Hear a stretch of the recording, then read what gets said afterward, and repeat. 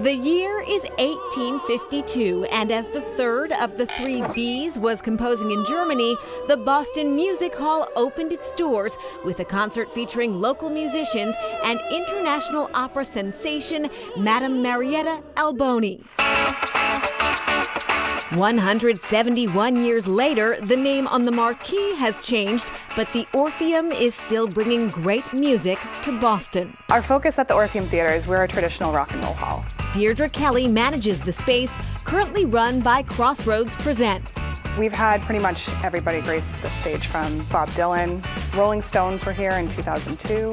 One reason this place has been on rockers' bucket list is the space is acoustically perfect. Which technically means that you can perform from the stage without sound amplification. That sounds pretty cool today, but was necessary 155 years ago when this served as the original home of the Boston Symphony Orchestra.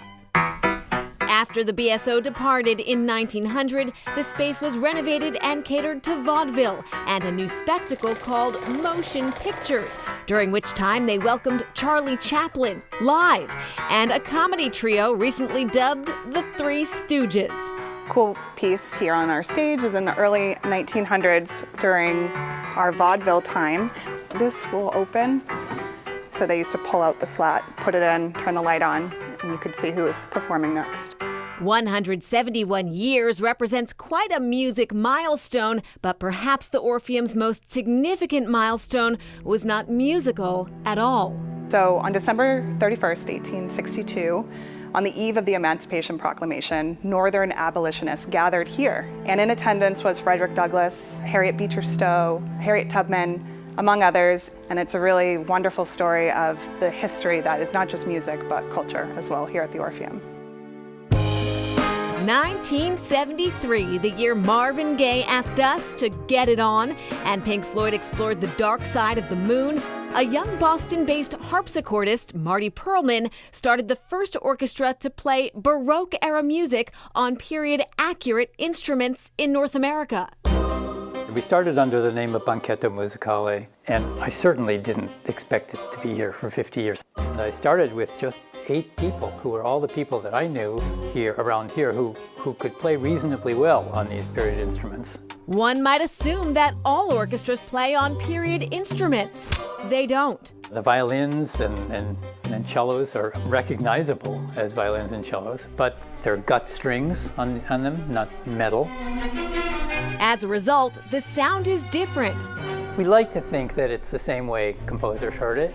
You never know, of course, but it does reflect what was possible in those days.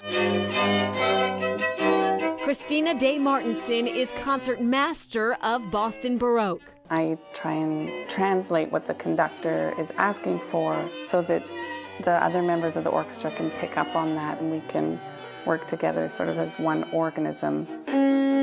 While some struggle with the transition to period instruments, for Martinson, it was a homecoming. My whole life, I had certain tendencies in my playing that teachers were always trying to iron out of me.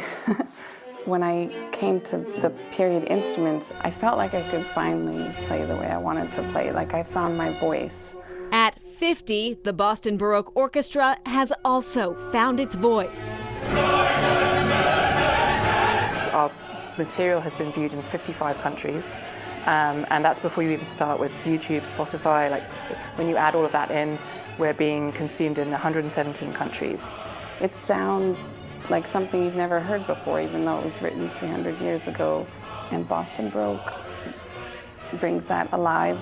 It's no longer an issue about how to play the instruments. What really counts is whether it's a good performance. And back to the Orpheum, the exterior is almost as famous as the interior. The marquee has been on many album covers, including An Evening with the Allman Brothers, which was recorded at the theater in 1992. By the way, if you were tired of service charges when you buy tickets online, yes. The Orpheum Theater box office actually is open every Friday, service charge free. That's great. All right, up next, 50 years of hip hop.